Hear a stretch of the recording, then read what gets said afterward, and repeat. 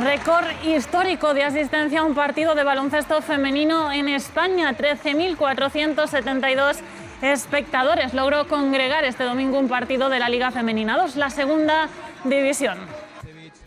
La Serbia, vamos a ver si ve. Con motivo del 30 aniversario del Movistar Estudiantes, a las Women in Black, como llaman a las jugadoras del equipo, se les planteó el reto de llenar el recinto 20 veces más grande que el suyo, y lo consiguieron. Jugaron contra el Mayectias, contra la violencia de género de Lanzarote, y abarrotaron el Wizzing Center de Madrid. Un éxito femenino sin precedentes. Buenas noches, comenzamos Público al Día.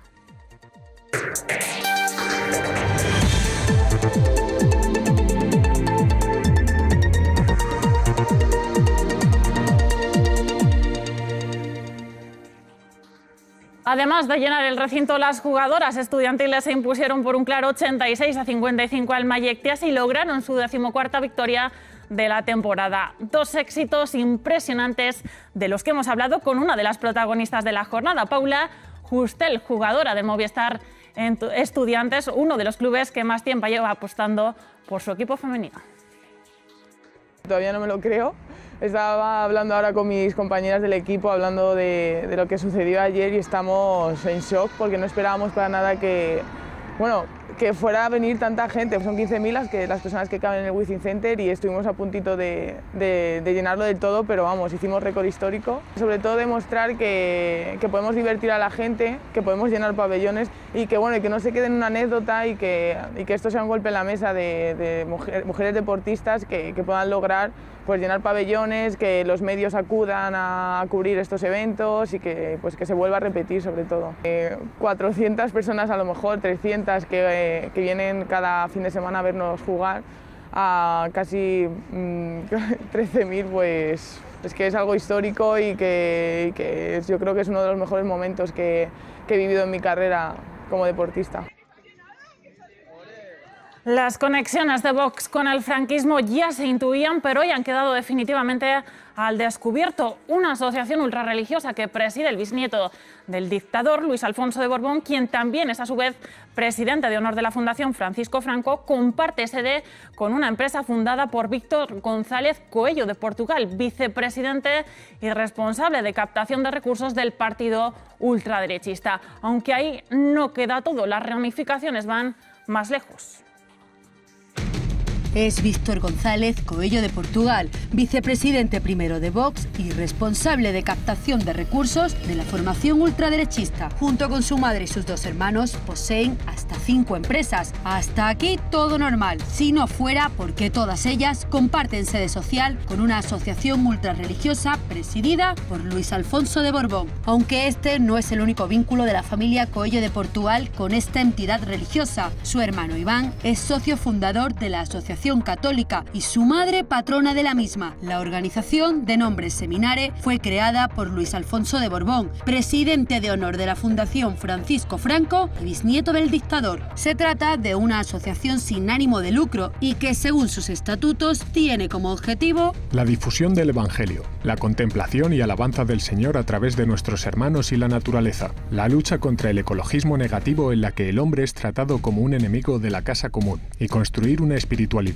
que sane y en la que se pueda ver el corazón del Padre. Una ONG que se financia a través de donaciones y de eventos para captar fondos. En su gala de inauguración, en noviembre de 2017, no faltó la cúpula de Vox, Santiago Abascal, el propio Víctor González Coello de Portugal, Javier Ortega Smith y Rocío Monasterio, entre otros. En esa gala se recaudaron casi 17.000 euros, pero solo 872 euros fueron para causas benéficas. De hecho, desde febrero de 2018, la asociación no hace públicas sus cuentas, por lo que se desconoce el origen de las donaciones y fondos que acumula desde esa fecha. No dejamos Vox porque la formación ultraderechista sigue en sus 13 y no renuncia a derogar la ley de violencia de género. Insiste además en desligarse de cualquier conato de feminismo, palabra que les provoca urticaria a juzgar por las declaraciones de su portavoz en Madrid, Rocío Monasterio, que se despacha así sobre asuntos controvertidos.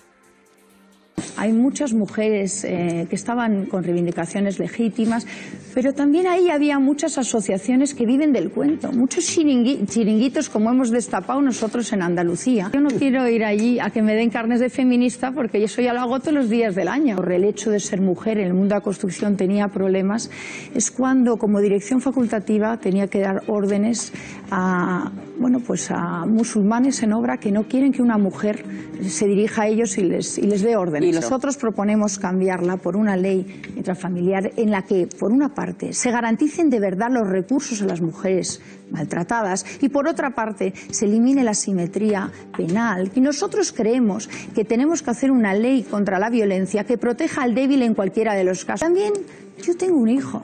¡Qué barbaridad! Y tengo un hermano. Y tengo un padre, Y no creo que pueda decirle que en España hoy, por el hecho de ser varón, estás discriminado. Durante este fin de semana, 3 mujeres han sido asesinadas por sus parejas, crímenes machistas que elevan a 18 el número de feminicidios cometidos en lo que va de año. Una lacra que no entiende de edades y que ha terminado con la vida de Estrella, María José y Antonia Gloria. Solo una de ellas había denunciado malos tratos. Fin de semana negro, resonando todavía con fuerza la movilización del 8M. 3 mujeres asesinadas presuntamente por sus parejas en tan solo 48 horas. La primera, el mismo día de la mujer, Estrella, asesinada a tiros por su marido en Madrid justo antes de suicidarse. El domingo se repite la tragedia en Pontevedra. María José muere a manos de su pareja que le dispara a bocajarro. Tras acabar con ella, se quita la vida. La última víctima, Antonia Gloria, vivía en Málaga, donde sus amigos la recordaban con un minuto de silencio. Su pareja la apuñaló en presencia de su hijo de tan solo 15 años. Solo una de ellas tomó la decisión de denunciar a su maltratador. El exdelegado de Gobierno, Miguel Lorente, considera los crímenes como una reacción a determinados mensajes. Si cada día hay quien dice desde partidos políticos, medios de comunicaciones y en redes sociales que las medidas de igualdad, que la lucha contra la violencia de género va contra los hombres, al final alguno de estos hombres puede responder con la violencia y puede hacerlo en su mayor expresión. Estos últimos crímenes machistas elevan a 18 los feminicidios cometidos en 2019 y ya son 9 los niños que quedan huérfanos a causa de estos asesinatos.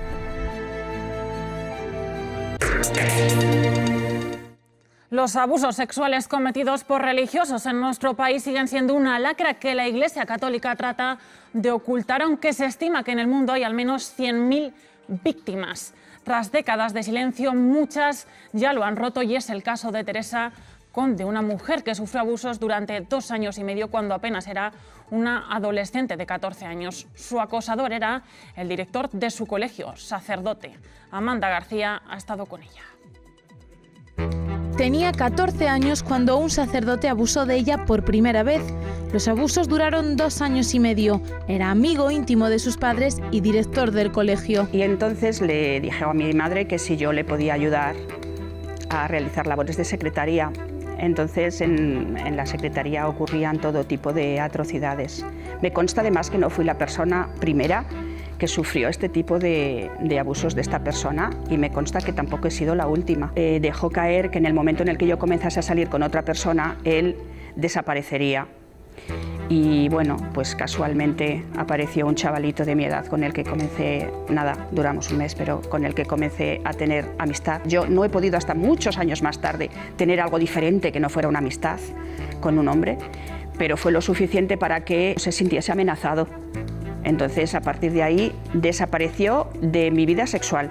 De mi vida no, porque la relación se mantuvo con mis padres, lo cual ha supuesto que para mí mi casa era un lugar peligroso, era un lugar del que yo tenía que huir permanentemente. La culpa y la vergüenza hicieron que no se atreviera a contar lo que sucedía. Es absolutamente imposible, no solamente es imposible hablar en ese tiempo, sino que es imposible hablar muchísimos años más tarde. Una de las secuelas brutales que quedan de los abusos es que te cargan con la culpa y con una carga de vergüenza brutal. Yo he podido hablar porque he tenido terapia, porque llevo pagando terapia desde los 19 años y porque he tenido la suerte de que este tío, cuando yo dije que había sido abusada, confesó. Pero la mayor parte de las víctimas ni tienen la suerte, por llamarla así, de que el victimario confiese, ni desde luego tienen los recursos económicos para poder pagarse una terapia permanentemente. Tuvieron que pasar casi 30 años para que Teresa perdiera el miedo a hablar. Como él mismo decía muchísimas veces, el descanso del guerrero. Eso significaba que yo tenía que obedecer a ciegas y ser sumisa.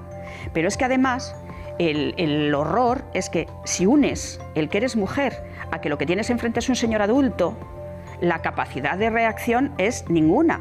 Y si además de ser adulto viene revestido de autoridad, de la autoridad eclesiástica, y tus padres le rinden pleitesía porque los pobres es lo que han aprendido, te das cuenta de que estás en la más absoluta indefensión. Y de hecho yo he tenido miedo a que me matase o a morirme más de una vez, y ni el miedo a morirme me permitió hablar. Los abusos terminaron, pero para Teresa nada volvió a ser lo mismo. Me dijo la terapeuta que mi nivel de estrés postraumático era semejante a la de un retornado del Vietnam. Mi vida ha sido una atrocidad desde aquello en adelante. Vestidas de azul fue el primer documental protagonizado por 6 mujeres transexuales, y 35 años después la periodista Valeria Vegas profundiza sobre el papel de las mujeres trans en un libro con el mismo nombre. La autora analiza cómo se ha interpretado a la mujer trans a lo largo de la historia, vinculada, eso sí, en la mayoría de los casos a una imagen estereotipada de este colectivo. La prostitución, el espectáculo, la exclusión social son algunos de ellos. Valeria Vegas es una documentalista que analiza social y cinematográficamente a la mujer transexual en los años de la transición. Que el cine de la transición es ese cine que explota y empieza a tocar temas que anteriormente eran tabú y crea unos personajes que están vistos siempre, en este caso la transexualidad, generalmente para la mofa o la burla. Lo hace en su libro Vestidas de azul, cuyo título pertenece al documental del mismo nombre, el primero de la historia de España, protagonizado por 6 mujeres transexuales: Eva, Loren, Tamara, Josette, Nacha y René. Ellas tuvieron que tragarse desprecios, tuvieron que tragarse el desconocimiento, ¿no? Incluso hacia sí mismas, porque no sabían ni denominarse correctamente. Mujeres que no pudieron disfrutar de la ley de identidad de género y que sufrieron la exclusión y la represión social. Ellas vivían al borde o lanzadas de lleno en la exclusión social, porque la única salida laboral que tenían era o la prostitución o el espectáculo. Prueba de ello es que de las 6 protagonistas, por ejemplo, de aquel documental, 4 han fallecido. Entonces, no es casualidad que muchas en los 90 y 2000 fueran víctimas del SIDA, de la drogodependencia, es decir, es una consecuencia de esa exclusión social. En julio de 2018, Scarlett Johansson decidió no interpretar a un personaje trans tras la crítica de la opinión pública, porque las personas trans lo tienen mucho más difícil para tener un papel. Hoy en día existen mujeres trans en exclusión social, no podemos olvidarnos, porque estás doblemente discriminada, eres mujer y eres transexual. Valeria Vegas nos recuerda una identidad, la T, que tiene recorrido histórico. Han abierto el camino, pero seguramente de manera inconsciente, ¿no? Es decir, esto es como la que la vemos como una heroína 30 años después, pero ella no sabía que era una heroína, ella estaba viviendo su vida asumiendo sus consecuencias. Con referentes que han abierto las puertas del armario a la juventud trans de hoy.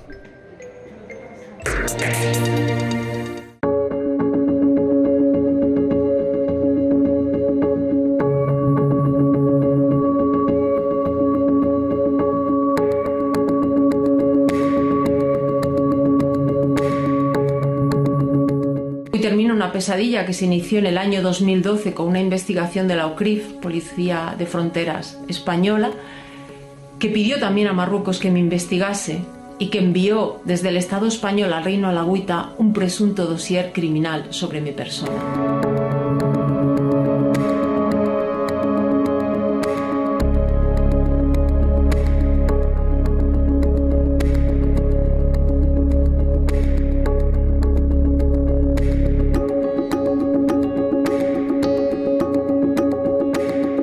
Muchos de mis derechos se han visto vulnerados y que será muy difícil que se me restituyan.